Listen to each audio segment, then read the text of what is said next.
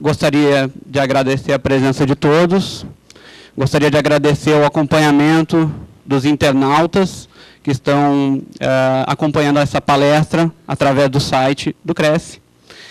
E já de pronto, me coloco à inteira disposição de todos os presentes para eventuais dúvidas ou algumas sugestões que oportunamente vão ser dadas ao final da palestra, para a gente conversar um pouquinho mais.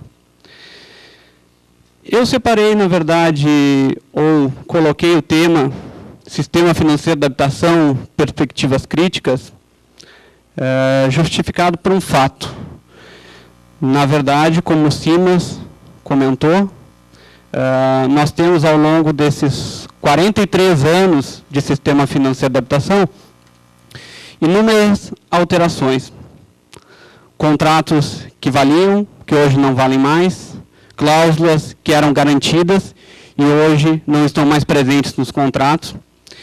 E, sinceramente, não sabemos o futuro dos contratos de financiamento habitacional se continuarmos com essas mutações ocorridas, principalmente nesses últimos 12 anos. Por que eu falo 12 anos? Apesar de muita crítica sobre o BNH, principalmente questões políticas, financeiras, à época do BNH, nós tínhamos ainda algumas garantias, ou por mais questionado que fosse o sistema, o mutuário ainda tinha algum certo privilégio. E hoje nós constatamos, nos contratos habitacionais mais recentes, apesar das inúmeras notícias falando acerca da redução dos juros, nós notamos uma gradativa e, infelizmente, real redução de valores e direitos a favor dos mutuários. O tema Perspectiva Crítica é justamente abordar algumas matérias que vêm sendo questionadas nos tribunais, que muitas vezes nem precisariam ser questionadas nos tribunais, porque estão na lei, e também dar um parecer ou um posicionamento acerca desses futuros acontecimentos sobre o sistema financeiro da habitação. Inicialmente, talvez seja importante comentar um pouco sobre o sistema financeiro, principalmente a questão da sua criação em 1964. Por quê? O sistema financeiro da habitação ele tinha o intuito, além de permitir a aquisição da casa própria, que era uma necessidade, haja vista o último plano do governo, que era de 1946, que começou a ser aplicado em 1951, através da Fundação Casa Popular, não havia suprido nem parte da demanda, quando da criação da Lei 4.380. Já naquela ocasião, em 1964, nós tínhamos um déficit habitacional de cerca de 6,5 milhões de brasileiros. Nós estamos falando de, na verdade, praticamente 10% de toda a população do Brasil naquela época.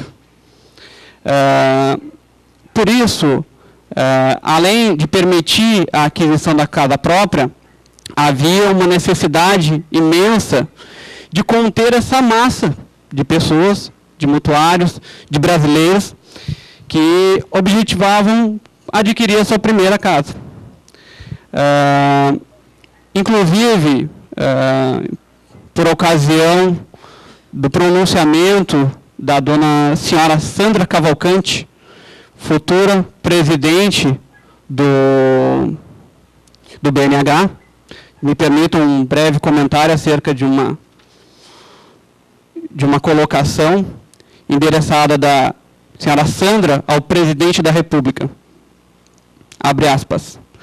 Por trás das novas medidas está a intenção de demonstrar a sensibilidade do novo regime às necessidades das massas despertadas politicamente pelo governo Goulart.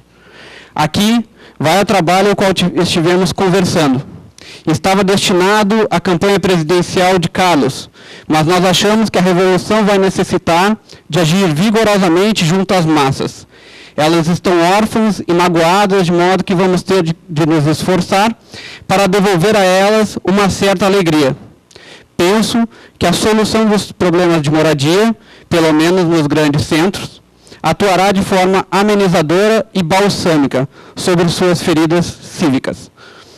Na verdade, esse é um pronunciamento da Sandra Cavalcante, endereçado ao presidente, como eu falei, justificando o plano da Lei 4.380, não só sobre o aspecto da necessidade de financiamentos, mas também de questões extremamente políticas e interessadas em conter as revoluções ocasionadas pelo golpe e ocasionadas na ocasião pelo governo.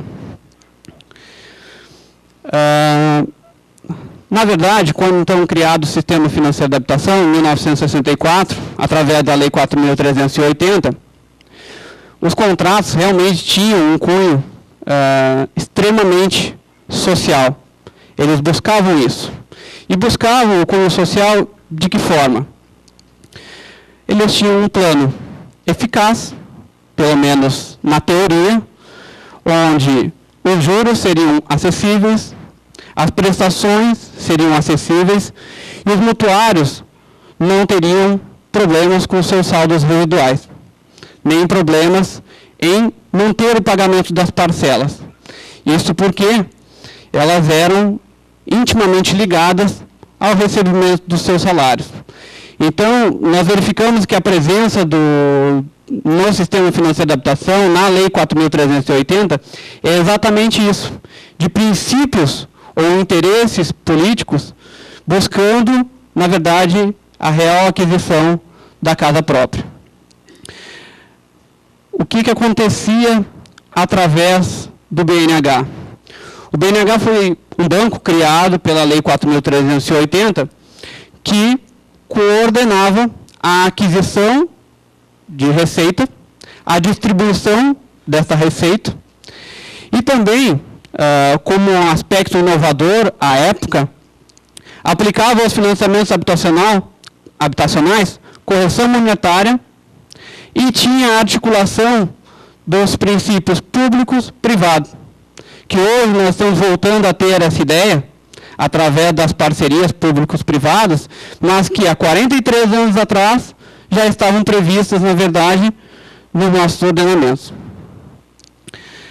Então, o que nos resta comentar sobre o Sistema Financeiro de Habitação, na verdade, são os seus aspectos extremamente sociais, a busca de um contrato favorável aos mutuários, e que hoje, infelizmente, a gente não constata no nosso dia a dia. Eu procurei colocar à disposição de vocês algumas matérias discutíveis nos nossos contratos de financiamento habitacional. Matérias que, ao longo desses 43 anos, sempre foram questionadas. E eu acho que o principal fator, ou o principal ponto hoje a se questionar nesses contratos de financiamento habitacional, diz respeito à equivalência salarial. É um assunto de grande repercussão jurídica nos tribunais, grandes questionamentos acerca dessa previsão e, infelizmente, um grande descompromisso dos agentes financeiros em manter o cumprimento exato dessa cláusula. Na verdade, nós temos, nos contratos de financiamento habitacional, uma previsão, pelo menos até 1997, do cumprimento fiel à equivalência salarial. Ou seja, nós só vamos ter reajuste das prestações dos financiamentos da casa própria quando assim ocorrer aos salários. Ou seja, qual é o objetivo deste princípio ou dessa previsão contratual? Sempre manter o mesmo equilíbrio entre renda e prestação, ao ponto que o mutuário, que se dispôs a pagar aquela prestação inicialmente, diante das suas condições financeiras, poderá arcar durante aqueles 15, 20 ou até 30 anos com a mesma prestação, sem que tenha problemas com a perda do imóvel ou com o seu decréscimo de renda. Então, a importância dada a este princípio é justamente isso: manter esse binômio renda-prestação desde a assinatura do contrato até a finalização do mesmo. Um outro aspecto polêmico do sistema financeiro de habitação e que gera alguma discussão acerca disso é o que muitos já ouviram falar, que se chama Fundo de Compensação pelas Variações Salariais. Este fundo ele foi criado em 1967, quando os legisladores se deram conta de que o saldo residual ou o saldo devedor poderia sim trazer um problema para os mutuários. Criaram um fundo, e que nós podemos conceituar como uma espécie de seguro, em que no decorrer das parcelas, das prestações, o mutuário vai pagar um valor correspondente a 3%, para chegar ao final do contrato e não se preocupar com o saldo residual. Acontece que muitas pessoas pagaram por este fundo e hoje, infelizmente, estão na justiça buscando a simples aplicação dele. Mesmo sendo pago dentro das parcelas ou em determinada ocasião através de um único pagamento, no valor correspondente a 3% do financiamento, essas pessoas vão ter direito a utilizar o FCVS. Infelizmente, a gente constata que isso é uma dificuldade, não para aqueles que financiaram só um imóvel, mas principalmente aqueles que financiaram mais de um imóvel. Apesar dos agentes financeiros falarem que não há possibilidade de utilização deste fundo em mais de um financiamento habitacional, nós entramos numa grande discussão jurídica. A única penalidade que o mutuário sofre por não ter o direito a utilizar o FCVS quando ele pagou é, no caso, a partir da Lei 8.100. Uma lei publicada em 1990, que realmente proíbe a aquisição de mais de um imóvel com a previsão do Fundo de Compensação das Variações Salariais. No entanto, diariamente, para vocês terem ideia do número de problemas existentes sobre este assunto, estima-se cerca de 330 mil contratos no Brasil com duplicidades de FCVS, onde os bancos os agentes financeiros estão negando a cobertura deste fundo, baseando-se na Lei 8.100, independente do período, se o mutuário tem assinado antes ou não, e não permitem a liberação da hipoteca, não permitem a quitação do financiamento, ou seja, o gravame permanece sobre o imóvel. Acontece que em 2000, mais precisamente em dezembro de 2000, foi editada a Lei 10.150. E a Lei 10.150 permitiu a quitação de mais de um imóvel financiado com a utilização do FCVS. E não havia nenhuma novidade na lei, porque na verdade ela estava aplicando o que os tribunais já vinham entendendo. Ela transmitiu o posicionamento atual e a época dos tribunais, tanto o STJ quanto o STF. Para se ter ideia, inclusive, existe a súmula 31 do STJ, que permite a utilização deste fundo, digamos, este seguro, a mais de um imóvel. A Lei 10.150, que eu oportunamente estou falando dela, ela trouxe uma outra informação interessante, que é o aspecto do gaveteiro. Eu vou abrir um parênteses para falar um pouquinho sobre o contrato de gaveta, mas breve. Um aspecto que na prática já ocorria, e todo mundo conhece, acredito que os colegas também, né, não há quem não tenha visto um contrato de gaveta. A Lei 10.150, através do seu artigo 22, reconheceu legalmente a primeira vez o contrato de gaveta, dizendo, na verdade, que o mutuário gaveteiro se equipara aos mesmos direitos e deveres que o titular do financiamento. Então, além da Lei 10.150 permitir a quitação de um outro imóvel com a cobertura do fundo, ela traz um outro posicionamento também dos tribunais, permitindo ou dando ao gaveteiro os mesmos direitos e deveres que o titular do financiamento.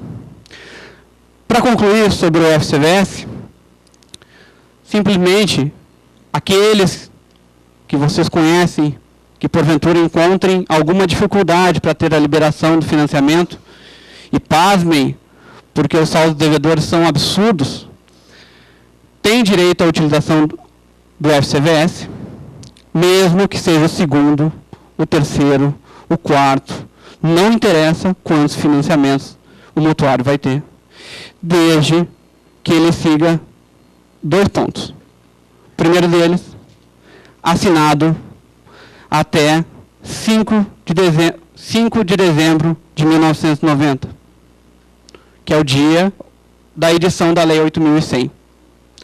Segundo ponto, que tenha pago por este fundo. Há ainda discussões nos tribunais de ocasiões em que o mutuário financiou posterior à Lei 8.100 e pagou por este fundo. Nós estaríamos falando, na verdade, de um direito adquirido por ele a ter a cobertura daquele fundo. Ou, se isso não é garantido a ele, que sejam devolvidos os valores correspondentes a este fundo. Mas, com certeza, isso não vai ser interessante para o mutuário e nem justo. Portanto, aquele mutuário que possui um fundo de compensação pelas variações salariais, desde que pago e previsto contratualmente, vai ter direito a utilizá-lo. Eu falei um pouco do comprometimento de renda quando eu falei da equivalência salarial.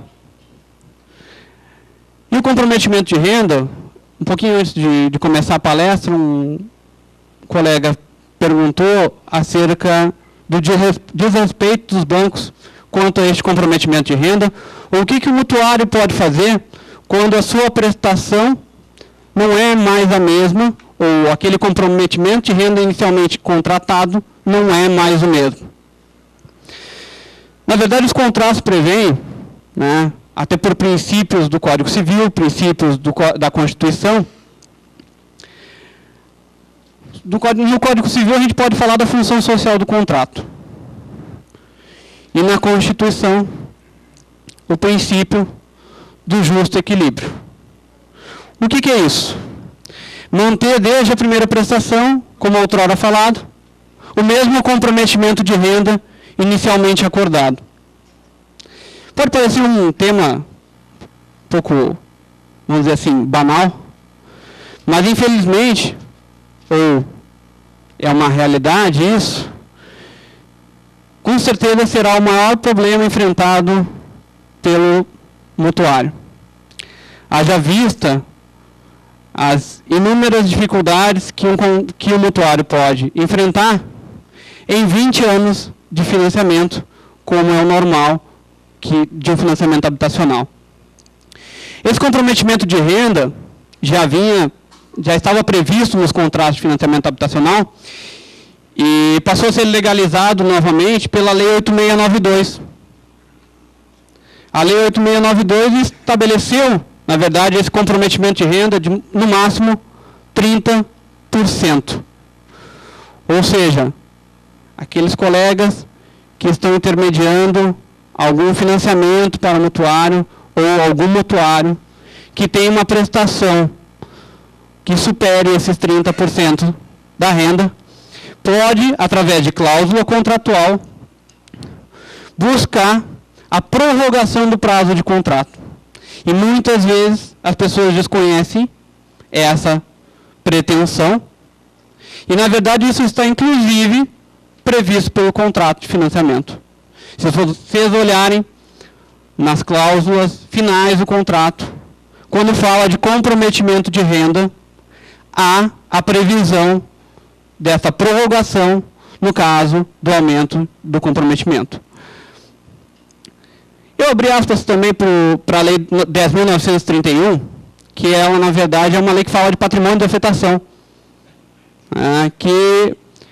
Para quem conheceu os casos da Incol, vai entender o princípio da lei, que é justamente tirar casos Incol ou outras construtoras que abriram falência.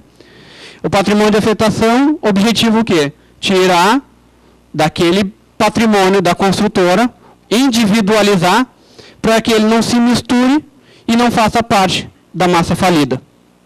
Este era o princípio inicial da Lei 10.931. Só que dentre inúmeras informações que a Lei 10.931 traz, no meio daquelas informações vem o artigo 48 e fala o seguinte: para o contrato de financiamento habitacional, não haverá mais previsão de equivalência salarial e nem comprometimento de renda. Por isso que hoje os contratos, em que nós visualizamos hoje, apesar de estar sempre vinculado à equivalência salarial na hora de concessão do financiamento, para buscar esse direito de manter esse justo equilíbrio, de acordo com a Lei 10.931, ou seja, a partir da edição dela, o mutuário não vai poder mais se valer desta cláusula. Discutível, né, até porque os tribunais hoje mantêm o posicionamento de manter o justo equilíbrio e a equivalência salarial. É uma lei nova, uma lei de setembro de 2004, que com certeza vai gerar muito pano para manga, muita discussão jurídica acerca dessa cláusula e muitos questionamentos e decisões dos tribunais. Na questão dos juros, e que está em voga os juros dos financiamentos habitacionais, é importante a gente mencionar as suas limitações. Por que eu digo que está em voga os juros? Porque, na verdade, nos últimos meses, a mídia tem alimentado as informações, e o governo também, de que os juros estão sendo reduzidos e o financiamento da casa própria está cada vez sendo mais vantajoso para os mutuários. A Lei 4.380, lá em 1964, ela já previa a limitação dos juros a 10%. E, no entanto, nós temos inúmeros casos, eu tenho clientes que chegaram a financiar imóveis com taxa de juros de 18%. Capitalizado, 19,1%. Está ali o limite. Pela Lei 4.380, no artigo 6º, a linha C, está o limite de 10%. Se não bastasse, a Lei 8692, de 1993, limitou esses juros, alterando a cláusula que eles entendiam não auto-aplicável da Lei 4.380, mas deixou claro que os juros passariam a ser de 12% ao ano. E nós continuamos a constatar que essa limitação muitas vezes não funciona. Né? O que está, de certa forma, permitido, e talvez esteja na concepção do banco, este contrato que eu vos falei de 19%, a questão da carteira hipotecária.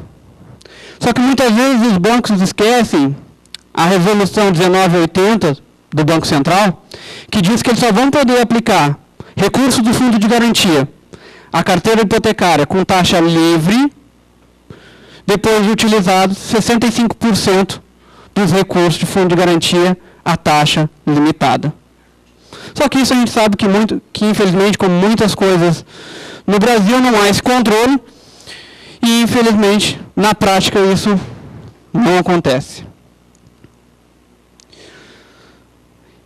Eu deixei o saldo devedor para falar aproximadamente no meio da nossa conversa, que talvez hoje seja o grande temor de todos os mutuários, não só os antigos financiamentos, mas os atuais, porque sempre há esse questionamento se vai ter saldo residual, não vai ter saldo residual, é possível cobrar, não é possível cobrar.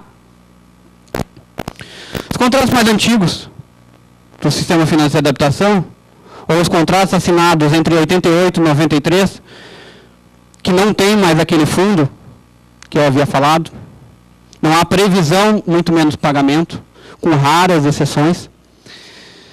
A responsabilidade pelo pagamento do saldo devedor é do mutuário. Portanto, mesmo que ele tenha pago 15 ou 20 anos de financiamento, vai ser dele a responsabilidade pelo pagamento do saldo residual. E aí nós encontramos um grande problema, que é o fato da prestação estar vinculada à equivalência salarial e o saldo devedor à poupança. Quando nós temos esse tipo de orientação, nós voltamos um pouco a 1990 e lembramos que a inflação naquela ocasião foi 1.500%. Que a poupança em março de 90, foi 84%. Bom, então o que a gente constata é que esse contrato de financiamento na época, esses imóveis que foram financiados entre 1988 e 1993, em decorrência de inúmeros reajustes superiores ao salário dos mutuários, os mutuários estão chegando hoje ao final dos seus contratos e tendo um saldo devedor superior, às vezes, ao valor venal do imóvel. Nós atendemos no nosso escritório, diariamente, inúmeras situações em que o saldo devedor ultrapassa, depois de 20 anos de pagamento, 3 vezes o valor do imóvel. Eu vou dar um exemplo para vocês. Outra ocasião, esteve no escritório um funcionário público que desde 1996 ele não tem reajuste da prestação, porque ele não tem reajuste do salário. Em 1996, o saldo devedor dele era R$ 65 mil. Hoje, quando nos procurou, a prestação dele permanecia a mesma, porque é vinculada à equivalência salarial. No entanto, o saldo devedor dele era de 275 mil. Infelizmente, para surpresa de muitos, isso é um caso que eu posso generalizar, que daqueles contratos assinados entre 88 e 93, nós vamos encontrar inúmeros. Portanto, essa questão do saldo devedor, da responsabilidade pelo saldo devedor, é extremamente oportuno o comentário, apesar dos contratos já estarem assinados. É oportuno porque hoje os contratos estão sendo finalizados. E talvez estejam muitos mutuários preocupados com este pagamento, preocupados com esse saldo residual. E por que eles estão preocupados? Porque o contrato prevê que, caso haja saldo residual, haverá um prazo de prorrogação para pagamento daquele saldo. Normalmente, 40% a 50% do prazo inicial. Ou seja, esse exemplo que eu citei de R$ 275 mil de saldo residual, ele já estava com seu imóvel ou com seu financiamento no refinanciamento. A prestação dele, que era de 221, passou a ser recalculada e não mais vinculada à equivalência salarial ou comprometimento de renda, passou a R$ 5.700. É absurdo, muitas vezes duvidoso, mas é real. Então o mutuário paga durante todo o financiamento. Com licença. Tiago e senhores, eu vou ter que me privar do saldo da palestra do Tiago, porque ele já está ciente. Eu tenho um compromisso com hora marcada logo em seguida, e nós, corretores, vivemos de compromissos. Então, eu peço desculpa aos senhores, mas eu vou ser obrigado a me retirar. O Renzo toca ao depois. Então, você quer fazer alguma... Então, eu vou pedir para o Gilberto também. Aos senhores, então, da minha parte, boa noite e um bom fim de palestra. Se não me falha a minha visão, doutor Mauro. O doutor Mauro, da GEOP. Da GEOP, ele é que coordena a parte jurídica da Caixa Econômica Federal, né? Dá uma levantadinha, doutor, por favor. Doutor Mauro é da GEOP, o famoso COI aí que todo mundo conhece, tá bom? Ok? Obrigado.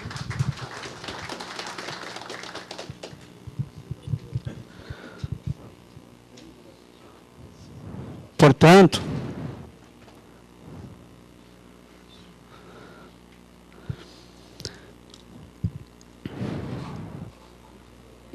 voltando ao nosso tema, a questão do saldo residual, então, principalmente, fica vinculada a esses contratos assinados entre 88 e 1993. A partir de 93, nós podemos constatar um equilíbrio na nossa economia e, consequentemente, no reajuste das prestações e do saldo devedor. Se vocês me perguntassem, Thiago, os contratos assinados a partir... Então, tu queres dizer que os contratos assinados a partir de 94 não possuem mais saldo devedor? Talvez possuam, mas não contratos ou saldos devedores como esse que eu vos falei. É questionável em algumas ações, e nós temos constatado algumas teses nos tribunais, a discussão não da evolução do saldo devedor, mas sim a presença dessa obrigação nos contratos de financiamento habitacional. Tem alguns advogados, e isso é um entendimento, não é uníssono, talvez até um tanto quanto isolado, que entendem da possibilidade de nós tornarmos nula uma cláusula que prevê um saldo residual, principalmente fundamentado na função social do contrato e fundamentado na tese do desequilíbrio, teoria da imprevisão e alguns outros princípios civilistas que são permitidos nas revisionais de contrato de financiamento. As prestações eu havia comentado já com vocês, só um breve comentário. Apesar de todos os contratos falarem, ou a maioria falar, dos contratos falarem em PES, o plano de equivalência salarial, há uma certa regularidade no índice que corrige as prestações.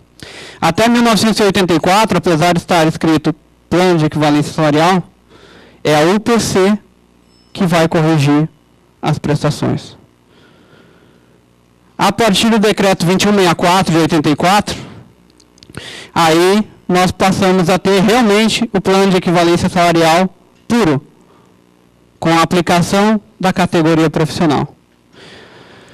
Hoje, atualmente, o índice que vai corrigir as prestações, o índice adequado aos contratos, não é mais equivalência salarial, mas sim a TR.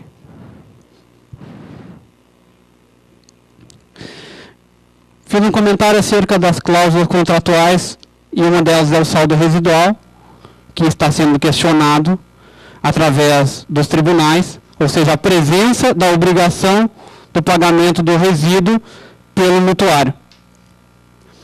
A segunda cláusula contratual questionada é a execução extrajudicial. Será que é possível? Será que é constitucional? Será que é permitido legalmente a execução extrajudicial? Será que está certo? O mutuário sabe o que significa a execução extrajudicial que está prevista nos contratos? Eu acredito, tenho certeza, que muitos mutuários que financiam não têm a mínima ideia do que seja isso. Comprometimento de renda. É possível exigir o comprometimento de renda? É possível. Com certeza. Os bancos devem cumprir, devem seguir o comprometimento de renda inicialmente pactuado. Então essas, na verdade, são cláusulas que podem e devem ser as duas primeiras questionadas e a última exigida. Sistema de amortização.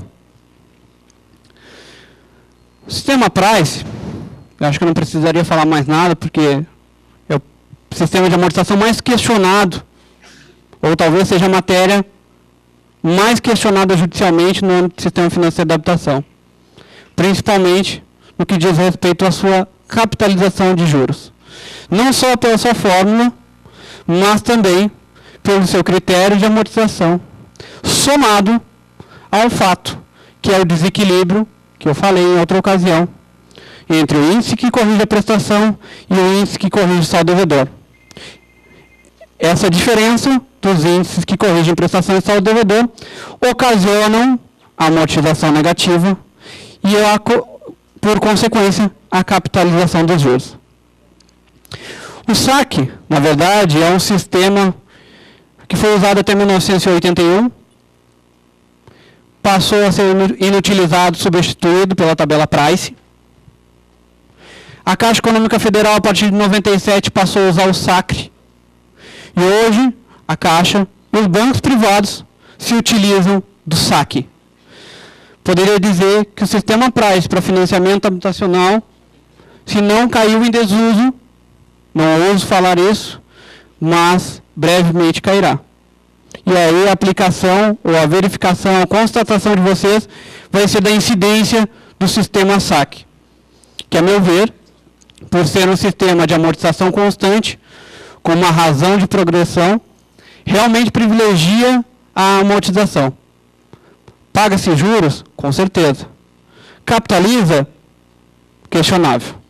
Agora, se me perguntarem qual é o sistema mais adequado, Price ou SAC, eu vou ter que dizer, com certeza, que é o SAC, na minha opinião.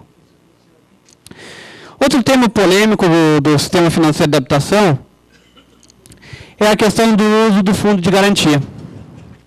A Lei 8036, lá no seu artigo 20, prevê a utilização do fundo de garantia para quitar as parcelas, para amortizar a dívida e para comprar a aquisição do imóvel. O que acontece? A gente constata uma dificuldade tremenda em utilizar o fundo de garantia por um simples fato. Quem hoje legisla sobre o fundo de garantia é o Conselho Curador. Legisla porque é ele que coloca as regras da utilização do fundo de garantia. É ele que empresta ao banco, é ele que diz quem pode utilizar, ou seja, tudo vai depender das resoluções, tudo depende das resoluções do Conselho Curador do Fundo de Garantia. E eu acho um tema interessante de comentar sobre o Fundo de Garantia, é principalmente a utilização dele para pagamento de prestações em atraso.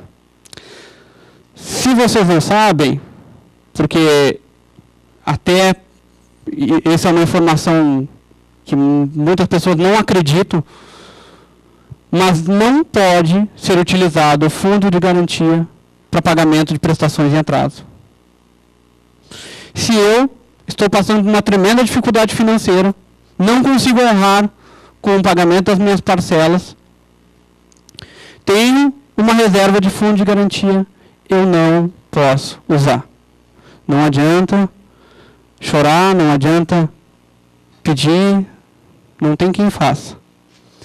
Algo, inclusive, por incrível que pareça, e agora eu vou dar uma posição uniforme, inclusive, nos tribunais, há certa discussão se realmente pode utilizar para pagar as prestações em atraso ou não.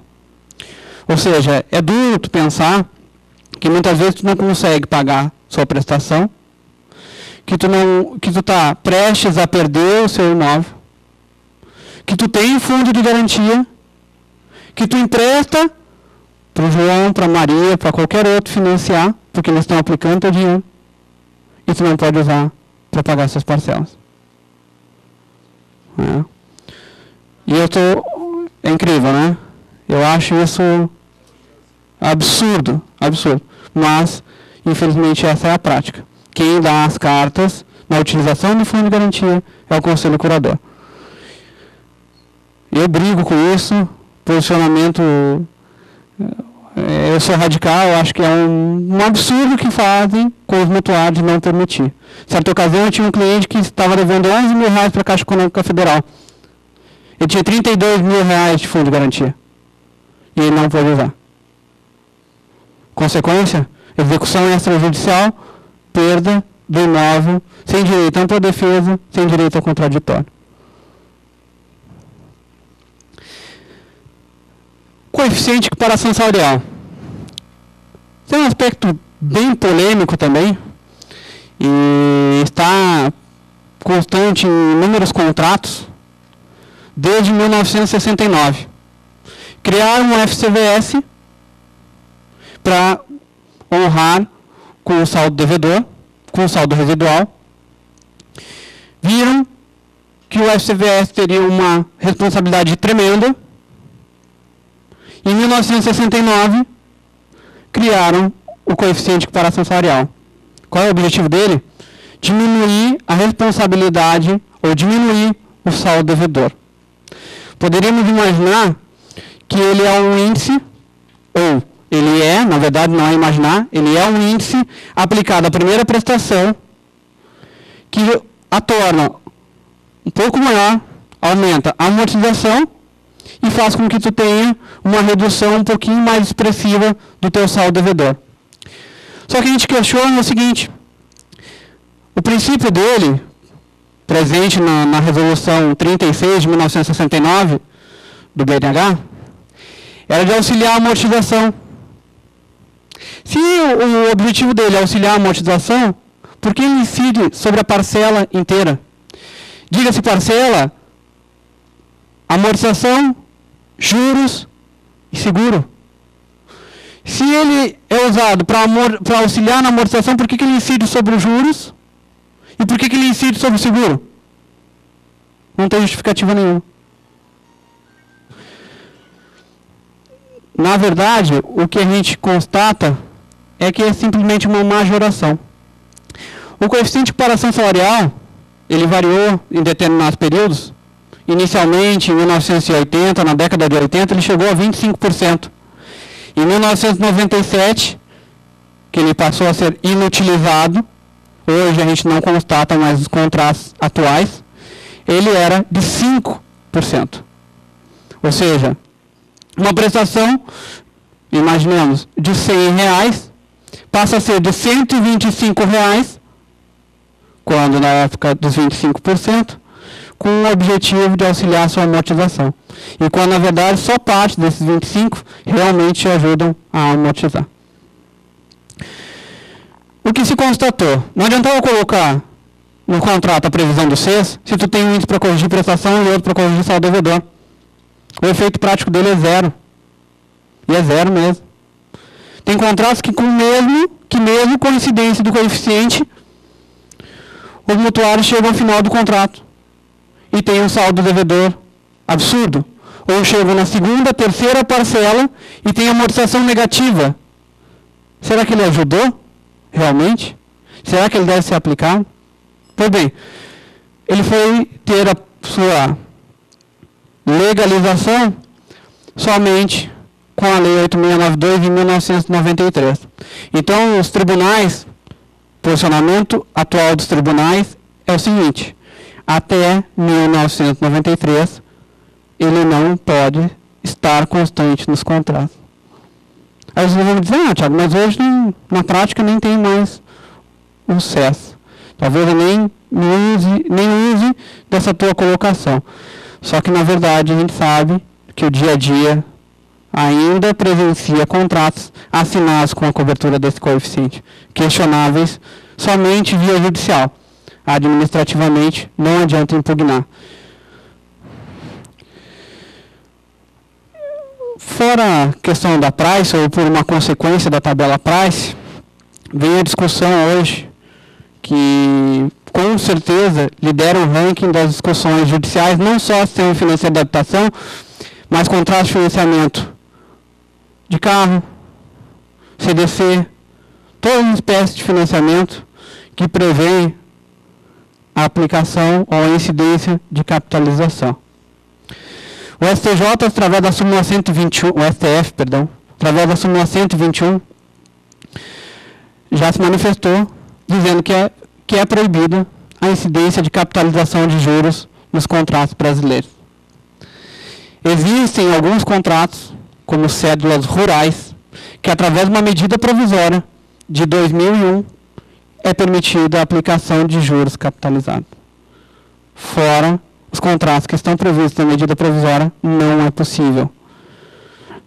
Com abre aspas, a medida provisória não foi, não se transformou em lei. Então, na verdade, só para os contratos que enquanto ela esteve vigente. O anatocismo, que é colocado ali, que é importante, ele, na verdade, não deixa de ser uma espécie de capitalização de juros. Ele não deixa de ser, não. Ele é uma espécie de capitalização de juros, fruto, principalmente, das amortizações negativas. Ou seja, eu pago a minha parcela não é suficiente para liquidar o saldo devedor, para liquidar os juros do mês, a minha amortização passa a ser negativa, passa a incorporar o saldo devedor, os juros do próximo mês vão incidir sobre os juros do mês passado. E isso é um conceito de anatocismo.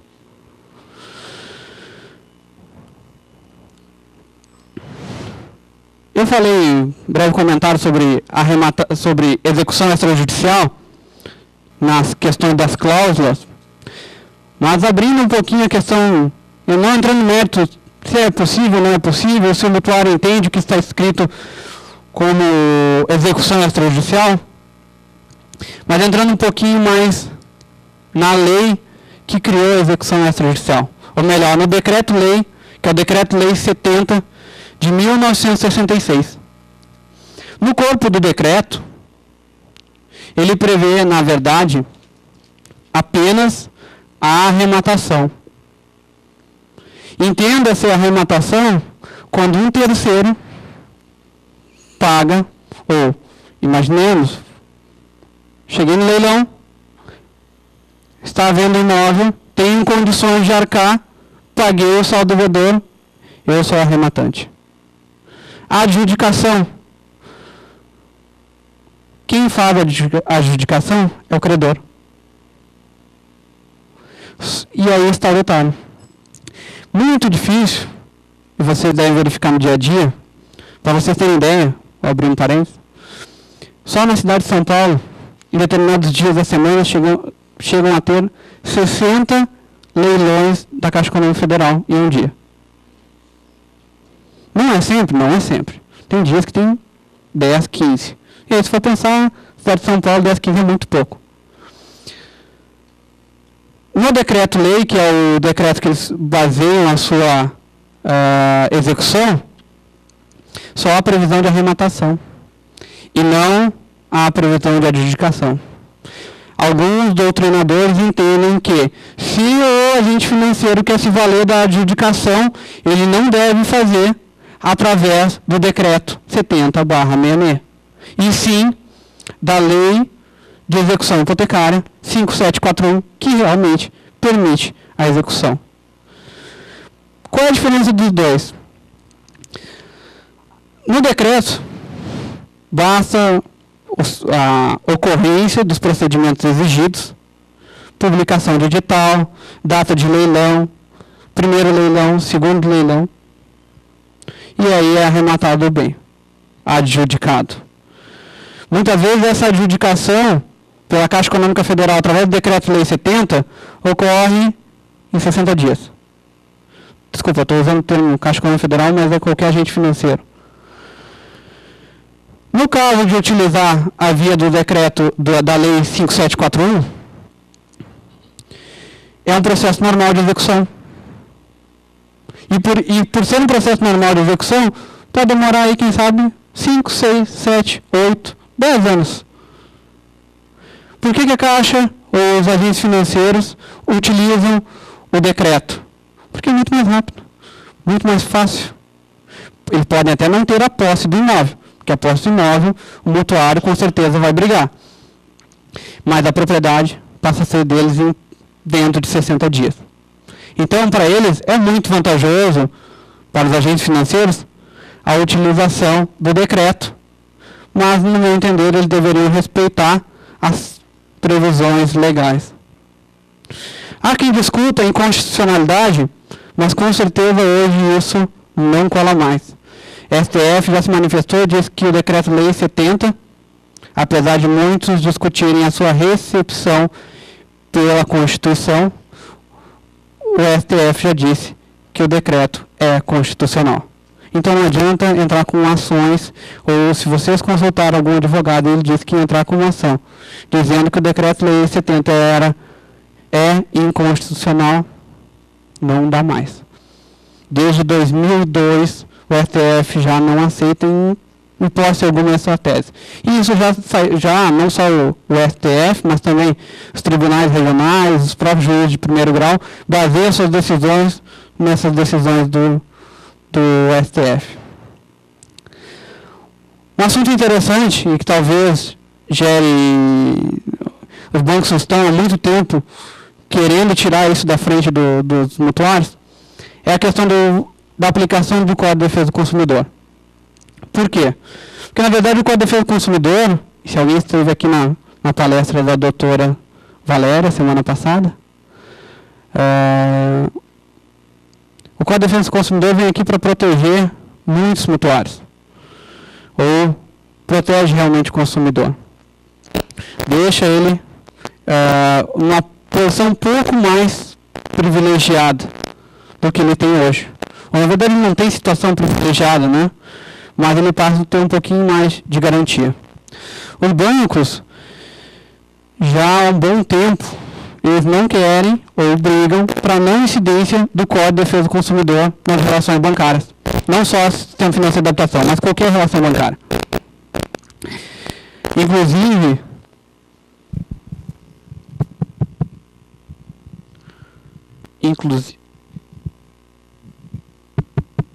está baixo.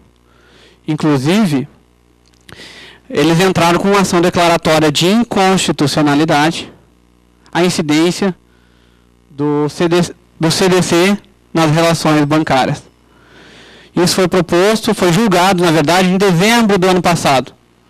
E o STF disse que incide, sim, o Código de Defesa do Consumidor nas relações bancárias. O STJ já tinha se manifestado acerca disso através da súmula 297. Portanto, se alguém ainda tem dúvida que os contratos de financiamento habitacional são regidos pelo Código de Defesa do Consumidor, pode ficar tranquilo, porque realmente vocês podem e devem se valer dos benefícios da Lei 8078.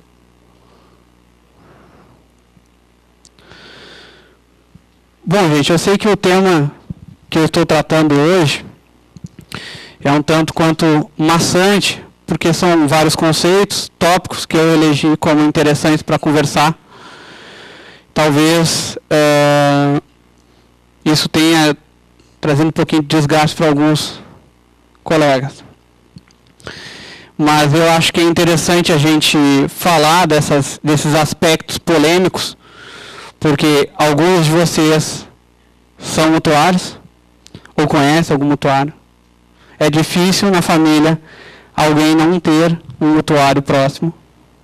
E é importantíssimo que as pessoas saibam os seus direitos.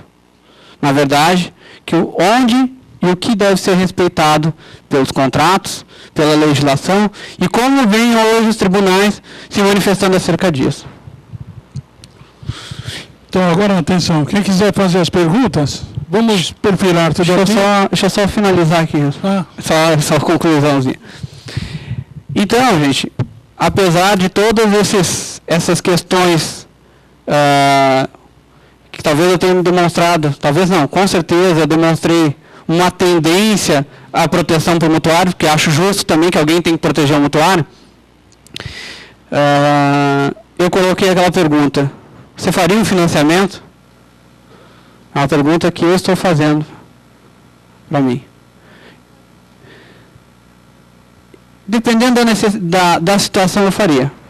O que eu acho importante, não é questão, eu não estou aqui para dizer que as pessoas devem financiar, não devem financiar, é bom o financiamento, não é bom, não estou vendendo esse peixe. Não é essa a intenção. O que eu quero dizer é o seguinte, a importância é que as pessoas que vão buscar um financiamento saibam o que está previsto no contrato, possam, pelo menos, identificar futuros problemas e evitem um pouco mais de dor de cabeça. Pagaram mais do que financiou, com certeza. Às vezes eu atendo clientes que dizem, olha, eu financiei 100 mil reais, já paguei 200 mil reais. Com certeza, gente. Afinal de contas, eu tenho que devolver os juros o valor que eu peguei emprestado, mais os juros, mais a correção. Agora, é importante que as pessoas saibam como devolver, quais são os limites que a lei criou e que devolva um valor justo. Isso é importante. Então, eu posso financiar? Eu vou financiar? Talvez sim. Mas talvez seja importante. Se vocês saírem daqui e me perguntarem ali no corredor se eu aconselho um financiamento, pode ser que sim. Agora, eu vou aconselhar que vocês procurem também um profissional e busquem todas as informações e orientações sobre aquele contrato. O pessoal anda caindo na conversa, ou no que a mídia anda colocando, por exemplo, os contratos com prestações fixas durante 20 anos. Taxa de juros de 14,5%. Será que isso realmente vai acontecer? Será que não há previsão contratual de uma eventual mudança no contrato se a nossa economia mudar? Né? Então, às vezes eu já vi muita gente, já dei muita orientação para as pessoas que estão atropelando, quem sabe, né? Se precipitando, eu acho que é a palavra mais correta. Procure um profissional, saibam o que vai acontecer no contrato de financiamento, saiba se vai ter resíduo, se não vai ter resíduo, qual é o sistema de amortização mais adequado, se pode usar taxa de juros de 8, de 10, de 6, de 12, qual é o padrão, onde ele se encaixa para poder financiar aquele imóvel, quais são os recursos que ele está buscando para financiar. É melhor ele financiar 20%, 30%, usar o fundo de garantia, pagar as parcelas do financiamento com o fundo de garantia? O que é melhor? Não sei. Né? Depende muito do caso. O advogado adora dizer isso, né? Mas realmente nessa situação depende. Não podemos imaginar o que vai acontecer. Talvez a situação para ele é uma, para o financiamento, para ela é outra. O contrato de um banco é X, do outro banco é Y, a taxa de juros de um banco é melhor, a outra é menor. Apesar de que a concorrência hoje dos bancos, o interesse dos agentes financeiros em ter um cliente por 20 anos, está fazendo com que eles briguem pelo mutuário. O que antes eles já disseram em outras ocasiões que não tinham interesse em financiar imóveis, hoje eles estão pensando um pouquinho melhor. Os bancos têm cerca de 80, 90 produtos para oferecer para o cliente. Se o senhor for correntista, será que eles vão ter tempo para passar todos os produtos para vocês? Se o senhor tiver um contrato de financiamento habitacional durante 20 anos, eu tenho certeza que eles vão ter e muito tempo para passar essas informações para vocês. Para finalizar, gente, eu queria agradecer a vocês. Né? Desculpe se a palestra não atendeu aos anseios de todos. O meu posicionamento e o que eu sigo de princípio para estar dando uma palestra dessa, ou para estar para atender os clientes que vão ao escritório, ou os colegas que conversam comigo, é sempre partir de alguns pressupostos constitucionais, pressupostos legais, posicionamentos dos tribunais e principalmente aquilo que é de justo na nossa legislação. Então, mais uma vez, eu agradeço a vocês, agradeço ao CRES pelo convite e abrimos as perguntas. Quem quiser, por favor, use e abuse das perguntas. Obrigado. Tiago, boa noite. Eu gostaria de fazer uma pergunta a respeito do que você falou no início. Realmente o assunto é bastante extenso e teria muitas perguntas a serem feitas para se elucidar muita coisa. Mas eu queria saber, aquele caso que você contou, que a pessoa estava, um mutuário, depois de tantos anos pagando, ainda ficou devendo 270 mil reais de resíduo. O contrato assinado de 89 a 2003, a 93. A partir de 93 mudou, mas que ainda teria alguns casos com resíduo, ficado com resíduo. Esse caso dessa pessoa, mesmo assinando esse contrato anterior, a lei não facultaria, não teria alguma possibilidade? Porque como mudou, ele também teria direito de entrar no mesmo sistema do novo contrato, mesmo ele tendo assinado um contrato anterior. E não teria condições dele ser passado para a nova legislação, vamos falar assim, vigente no novo contrato? A gente pode dividir essa resposta em duas questões. Dizer para ti que ele não poderia revisar, eu não posso. Mas dizer para ti que ele pode se valer do direito que hoje os bancos estão dando, nós estaríamos ferindo um princípio legal, que é o princípio do ato jurídico perfeito. É a mesma coisa, às vezes o governo vai lá e dá um desconto para determinada situação. Vamos imaginar que hoje o governo foi lá e publicou uma medida provisória dando desconto de 50% do teu financiamento. Aí tu foi lá e fez o desconto. Você utilizou aquele desconto. Amanhã o governo vai lá e dá um desconto de 70%. Eu disse, puxa, peraí, então eu devia ter esperado. Né? Se a tua posição, se eu te dissesse que realmente pode se valer disso, todas as pessoas que se enquadram nesse exemplo que eu dei, também poderiam. Então a gente estaria ferindo um princípio constitucional que é do ato jurídico perfeito. No entanto, os contratos de financiamento habitacional talvez sejam os que mais trazem demanda hoje para os tribunais.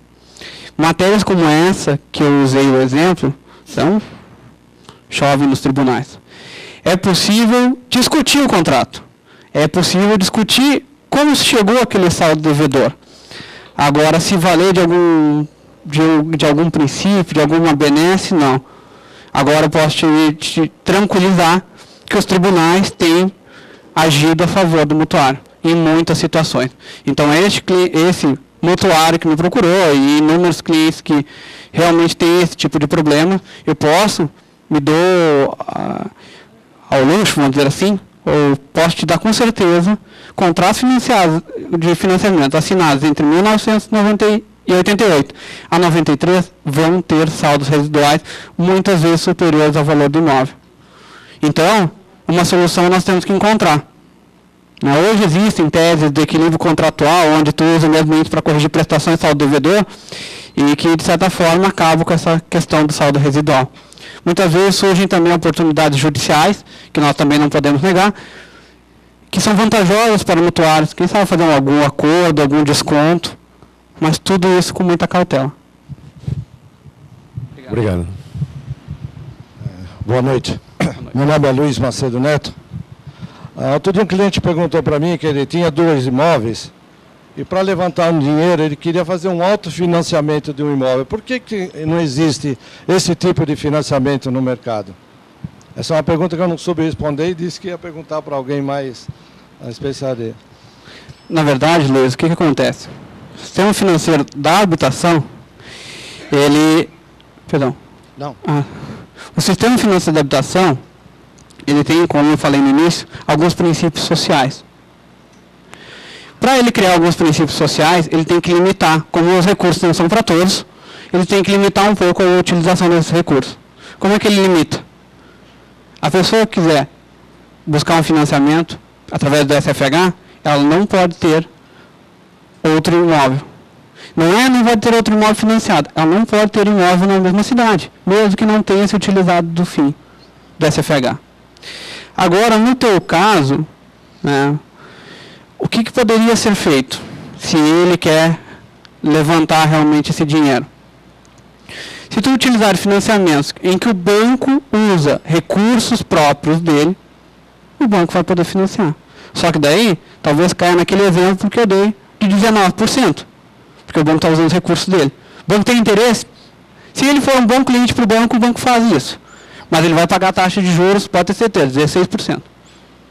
Muito difícil dele pagar menos. O banco não tem interesse, a não ser que seja subsidiado. E aí sim. Aquela hora o senhor estava dando a explicação que a prestação do seu cliente foi para 5.700, aí o senhor foi interrompido pelo nosso diretor, depois parece que o senhor perdeu a sequência. Talvez eu tenha... Isso, o senhor perdeu a sequência. Dá uma explicada, o que deu aquilo depois? Na verdade, o que acontece? Todos os contratos de financiamento com resíduo, obrigado pela pergunta que serve para os outros também, né?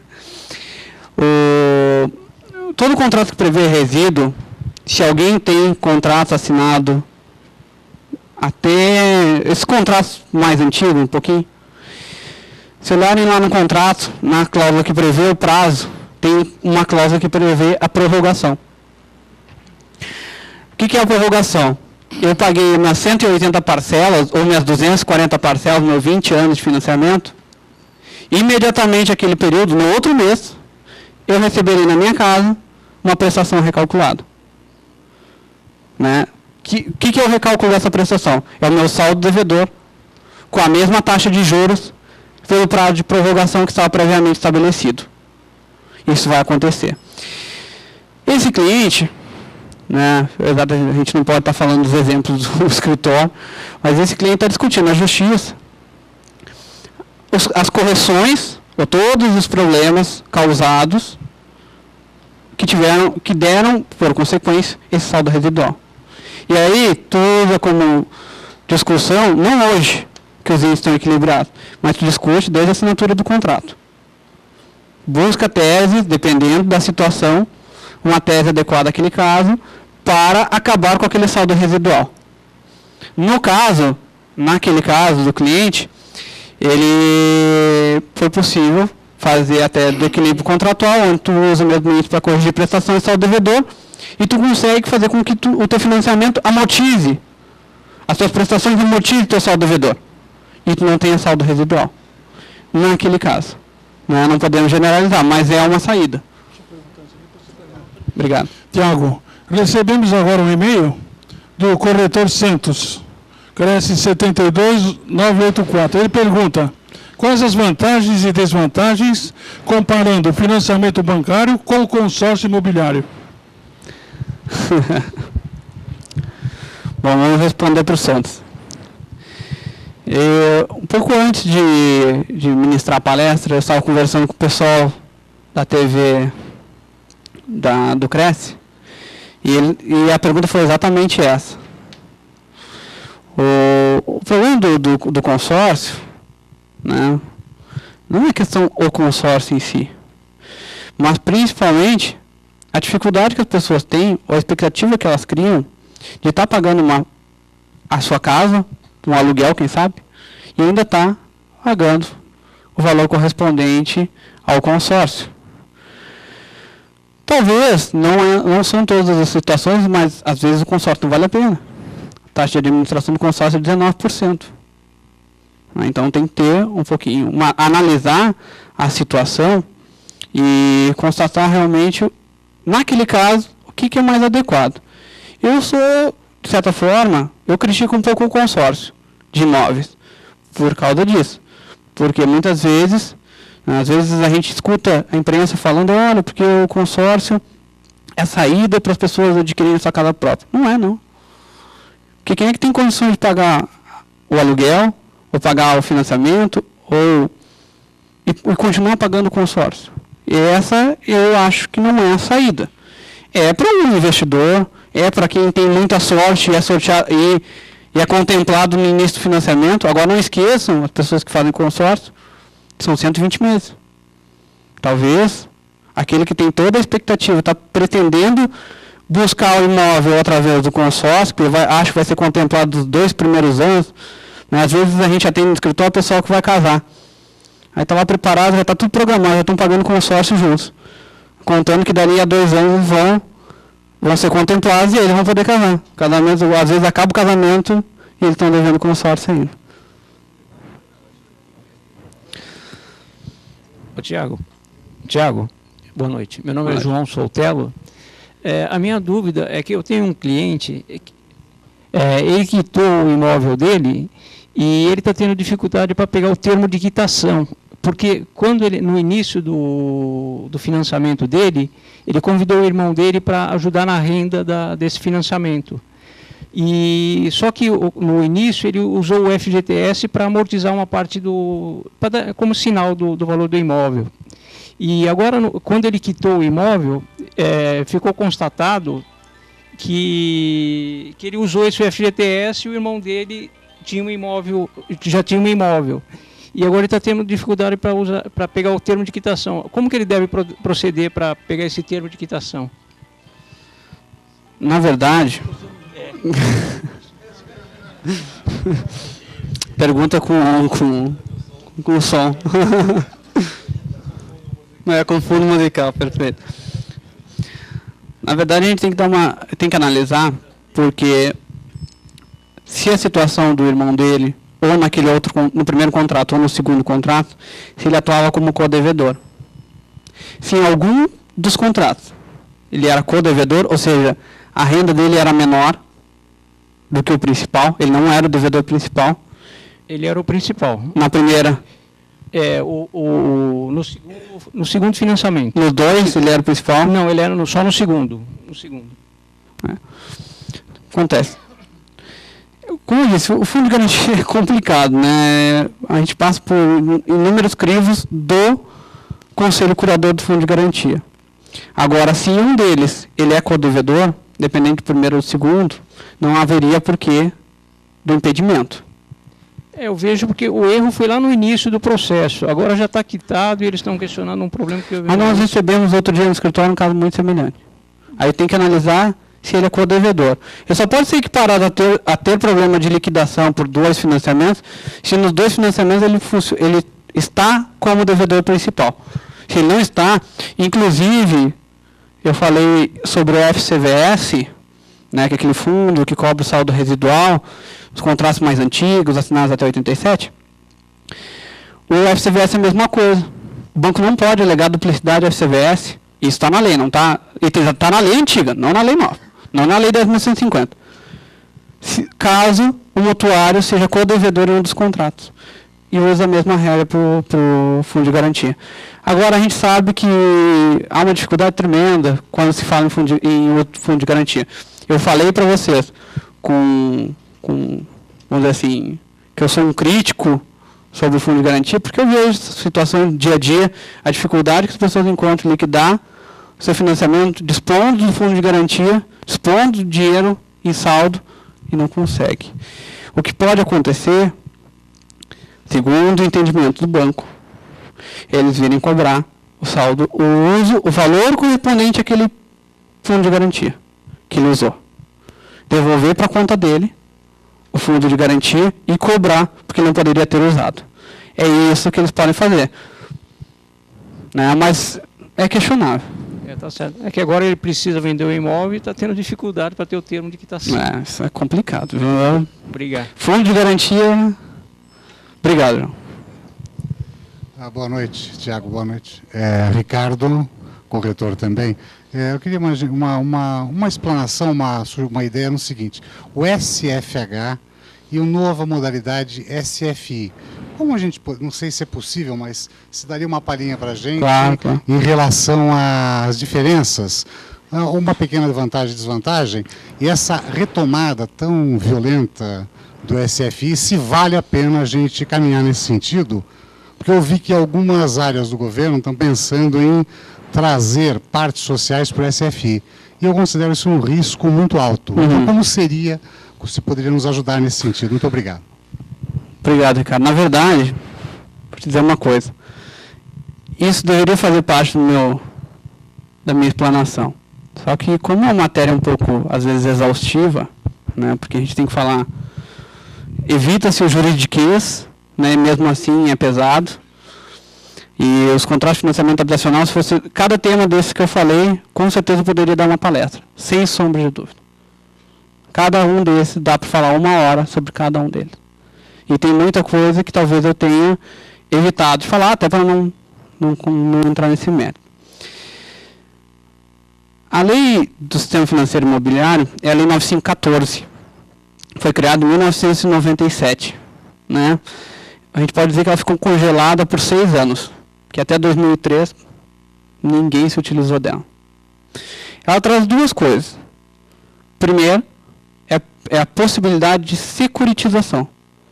Né? Ou seja, os agentes financeiros, fiduciários, colocam à disposição do mercado os créditos imobiliários, as cédulas de crédito imobiliário, e ajudam a facilitar o financiamento.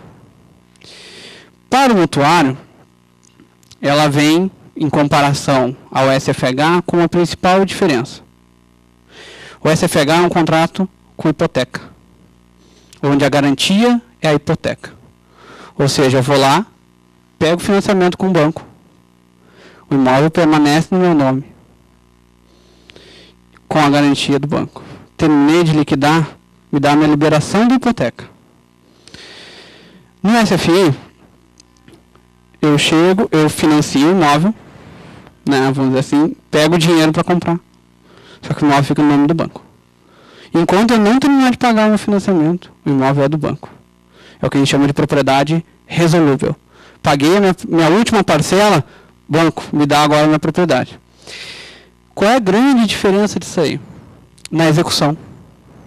Se antes eu estava dizendo que eu acho um absurdo a execução extrajudicial, e que eu acho que tem que ser feita a execução judicial, quem dirá na alienação fiduciária? Sabe por quê? Porque a partir da tua inadimplência, entenda-se pela lei que a inadimplência não tem prazo ali.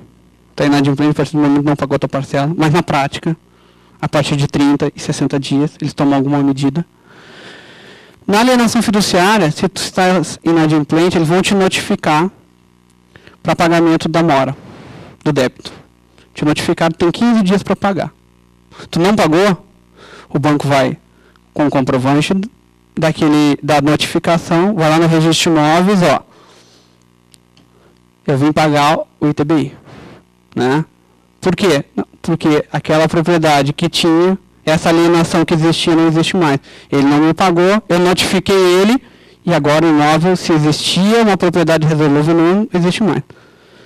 Então a principal diferença nisso aí, né, e aí talvez na venda, que vocês estejam intermediando uma venda de imóvel, a principal diferença é essa daí. Se vocês querem proteger o cliente de vocês, não deixem de fazer alienação fiduciária. Agora, com uma questão, em termos de taxa de juros, sistema de amortização e outras diferenças, não vejo o sistema mais ou menos o mesmo. Agora, principalmente isso. Obrigado obrigado pela explanação, muito gentil. Mais uma curiosidade, essa é uma alucinação minha, né? O seguinte, se eu tenho todo o sistema financeiro brasileiro indexado ao SFI, que tem uma tendência natural para acontecer, embora as resistências sejam positivas para o SFH, nós não estaríamos trazendo algo anunciado ao que está acontecendo nos Estados Unidos para o Brasil daqui a alguns 10 anos? Caso você tenha um desequilíbrio econômico-financeiro muito grande. Uma curiosidade, uma especulação, não sei se eu estou alucinando, tem um caminho por aí. Obrigado. Talvez eu não seja uma pessoa tão adequada a falar, eu acho que isso aí seria mais para um economista. Então eu vou simplesmente dar minha opinião. Né? Se fizerem, como fizeram nos Estados Unidos, que eles emprestaram dinheiro, securitizaram as cédulas de crédito imobiliário para qualquer tipo de financiamento, qualquer imóvel, acontece a mesma coisa. Né? A securitização dos créditos, um tipo de financiamento hoje que não está dando problema, bem pelo contrário, está acabando com o déficit habitacional, está bem próximo da gente, que a gente podia usar de exemplo, que é no Chile. O Chile é um exemplo hoje de evolução, né, não só econômica, mas na linha dos financiamentos habitacionais. Os Estados Unidos, no estudo da FGV, eles estavam, esse estudo que eu li, antes desses problemas agora deste ano, eles estavam com moral, vamos dizer assim. Hoje, eu acho que não. Eu acho muito arriscado. Talvez abrir o mercado, que esse o objetivo do SFI é o quê? Por que eles criaram o SFI? É justamente para dar mais garantias para o banco, para estimular as pessoas a investirem em habitação. Se tu tem um crédito, vai lá, compra aquela cédula para receber daqui a 10 anos e o teu dinheiro está lá para financiar imóveis. Agora, se quem emitir essas cédulas não tiver respaldo, nós vamos ter problemas. Obrigado, cara. Tiago, recebemos mais um e-mail aqui do corretor Ezequiel. Cresce 66310. Ele pergunta: nos atuais contratos habitacionais, é previsto contratualmente seguro residual? Ou seja, havendo resíduo, este seguro garante este pagamento? Os contratos de financiamento habitacional assinados hoje não tem cláusula com cobertura, vamos dizer assim, do FCVS, que eu entendo seja essa pergunta dele. Continua ainda a obrigação do mutuário em pagar o saldo devedor caso exista. O que acontece hoje, né, e que talvez eu amenize um pouco o problema, se nós analisarmos os contratos assinados de 97 para cá, onde a economia está estável, os índices não são absurdos, e inclusive há uma previsão de recálculo do saldo devedor a cada 12 meses, como existe no SACRE e alguns sistemas de financiamento pelo método Price, nós não vamos ter problema de saldo residual. Corrija o que eu estou falando. Vai ter problema de saldo residual, só que ele é recalculado a cada 12 meses, sempre diluído. Então, pessoas não vão enfrentar. Se nós mantivermos a economia estável e, principalmente, o mesmo índice para corrigir prestações de saldo devedor. Vou usar um exemplo para ti e talvez seja bem prático.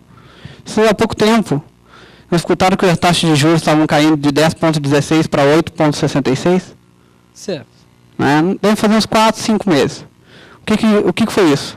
Não é que o banco ou o governo passou a ser bonzinho. O Conselho Curador do Fundo de Garantia, que empresta dinheiro para o banco, reduziu a margem de captação dele de 6,5%, de 8,5% para 6,5%. Ou seja, o Conselho Curador, sempre, quando pega um dinheiro no fundo de garantia, o Conselho Curador o fundo de garantia é remunerado por isso. O Conselho Curador que administra esse dinheiro do fundo de garantia, ele é remunerado por esse empréstimo. Se o banco te empresta 10%, ele não está tendo 10% de lucro. Não é tudo dele. Ele tem que pagar por aquele dinheiro. Um exemplo, hoje os financiamentos através do fundo de garantia, tu consegue taxa de 8,66. Olha só, pela lei, né, o governo, né, ele fez esse financiamento, ele gerou o próprio fundo e a poupança foi gerado por dois motivos. Um para fazer o saneamento básico e o outro para fazer o financiamento das casas populares, entre aspas, né, qualquer casa, né? Então, o que acontece? Ele deu isso para o banco, né? O banco que tomava conta era a Caixa antes, né? E os bancos privados não tinham interesse, né? Aí a Caixa entrou no banco privado, está no mesmo nicho, né? E os bancos privados agora estão abrindo o leque, porque eles têm a poupança. O banco que tem poupança tem que ter o sistema financeiro, senão ele não pode ter poupança. Isso Perfeito. É o que rege a lei, né? Exato. A pergunta que eu estou fazendo é o seguinte: quando que o banco pega esse recurso, né? Ele pega isso daqui. Ele tem uma taxa de administração, porque ele gera o recurso, ele pega o próprio dinheiro, ele tem o lucro dele. Tem o spread bancário. Exato, ele tem o lucro dele, tá? Esse lucro está na administração. Perfeito. Eu estou te falando quando que ele retoma, porque quando que ele retoma, ao meu ponto de vista, ele é um agiota de nome, porque só ele compra. Tanto é que tem o leilão extrajudicial. Perfeito. E a Caixa Econômica, até ele é da Caixa, né, vende o imóvel se isentando de responsabilidade total. Perfeito. Ou seja, olha, eu vendo imóvel, mas o problema é seu, de retomar o imóvel, aí vai a briga na justiça. Perfeito. Isso é uma coisa legal na justiça? Porque, olha só, eu estou vendendo uma coisa que eu não tenho documento. Até ele está lá, ele pode até dar uma... Não, na verdade... Os clientes procuram a gente e falam, como que eu vou tirar o rapaz de lá? Porque isso é uma obrigação da Caixa. E coloca essa obrigação em cima de nós, em cima de nós corretores. O corretor é obrigado a assinar um papel que vai retirar o inquilino. Por isso que eu estou fazendo a sua pergunta, né? Aquele que foi executado... a despesa por conta do corretor. Não. Tanto é que... Não estou duvidando, mas... Tanto é que... É isso aí que eu quero só saber. Porque, olha só, se você financia e vende o imóvel, você retoma o imóvel e volta ao fundo. Pertence ao fundo. E mas não ao banco. Vamos imaginar o seguinte, os dois contratos são de mútuo. E a relação é o senhor é mutuário, eu sou a Caixa, e ali está o conselho curador do fundo de garantia, que é ele que administra. O senhor deve para mim e eu devo para o conselho. O que eu não posso fazer é, se eu retomei o imóvel de ti, chegar lá para o conselho curador, fiquem com o imóvel. Eu pego emprestado do conselho curador dinheiro. Para liquidar a dívida, porque de qualquer forma ele tem que pagar essa dívida para o conselho. Não, mas o conselho não vai querer. São contratos de mútuo. Eu pego o dinheiro, eu devolvo o dinheiro. Né? O que é o mútuo? É um empréstimo onde tu devolve o capital mais juros e correção. E eu faço isso contigo. Até eu preciso falar bem a verdade, essa questão, se tu tentares ir até a Caixa Econômica Federal, tu pegou nojo da tua casa, não quer mais a tua casa, chega lá na Caixa, olha, toma a minha chave. A Caixa não vai aceitar. Porque na verdade ela não pode, o contrato de mútuo é de devolver dinheiro, não casa.